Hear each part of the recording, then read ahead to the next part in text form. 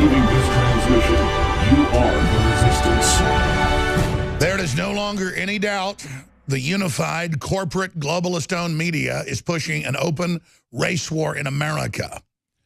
The NFL and every other Hollywood-connected group of narcissistic, self-entitled, rich dirtbags have lined up like cowards, believing they'll break the will of the American people, when all they're doing is irrevocably separating the boys from the men. As the true patriots in America of every color come together and forever separate ourselves from the globalists and the pushers of guilt. That's all coming up. But first, the looming threat of nuclear war. North Korea says the U.S. has already declared war. Following President Trump's condemnation of tyrannical dictatorships at the United Nations last week, North Korean Foreign Minister Ri Yong-ho made the dangerous assumption that the United States has declared war with North Korea. North Korea's foreign minister said that President Trump had declared war on North Korea and that it reserves the right to take countermeasures, including shooting down U.S. aircraft. Does the White House view President Trump's comments at the UN as a declaration of war? Not at all. We've not declared war on North Korea, and frankly, the suggestion of that is absurd.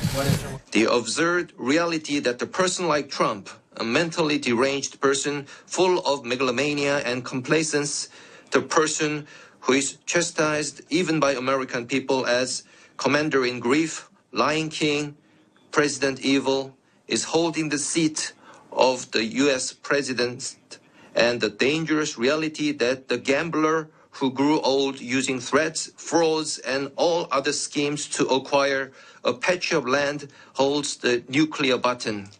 These are what constitute the gravest threat to the international peace and security today. During his 8 months in power, he has turned the White House into a noisy marketing place full of crackling sounds of abacus beats, and now he has tried to turn the UN arena into a gangster's nest where money is respected and bloodshed is the order of the day.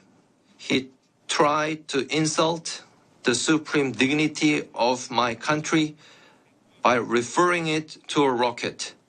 By doing so, however, he committed an irreversible mistake of making our rockets visit to the entire U.S. mainland inevitable all the more. In case innocent lives of the U.S. are harmed because of this suicide attack, Trump will be held totally responsible. What else could be a bigger threat than the violent remarks such as pouring fire and fury, total destruction coming from the top authority of the world's biggest nuclear power? The very reason the DPRK had to possess nuclear weapons is because of the U.S., and it had to strengthen and develop its nuclear force onto the current level to cope with the U.S. The only valid philosophical principle is that force must be dealt with force, and nuclear weapons of tyranny must be dealt with nuclear hammer of justice.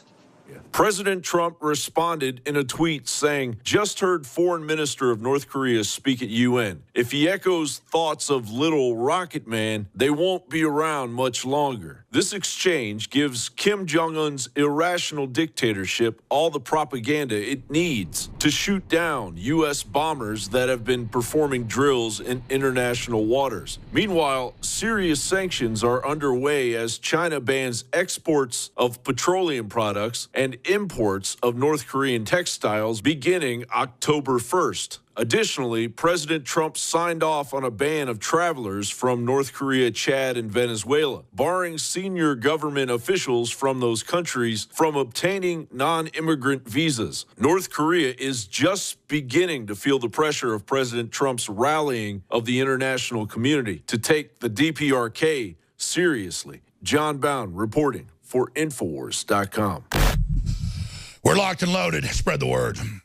North Korea is saying that they will preemptively strike the United States and have threatened the American people to remove Donald Trump from office, so they'll basically hit us with hydrogen bombs tipped on top of intercontinental ballistic missiles. They've been terrorizing their own slave population for almost 70 years, and now they think they can shake their fist at us and do the same thing. Former congressman and all-around really intelligent historian and medical doctor Ron Paul will be joining us coming up at the start of the next hour. He's written a big article that's up at newswars.com, and it's also on infowars.com. Ron Paul, how to end the Korea crisis. Kim joined Saddam, Gaddafi, Assad on a list of madmen, says Paul. And Kim Jong-un better understand, when they start calling you a madman at the Pentagon, that means you're about to get killed, buddy. And I don't want this to happen. I don't want to have to go to nuclear brinksmanship, but you are about to get blown off the map, just like the Germans, just like the Japanese, and just like everybody else. So, you want it. All your little stupid communist outfits, you're about to get it. And I understand the globalists are in the middle of this, and I understand America's got problems, and I understand all that. But I was against the Iraq War. I was against backing the Arab Spring. I was against all the wars that turned out to be frauds. But this one is real and never stopped since 1953.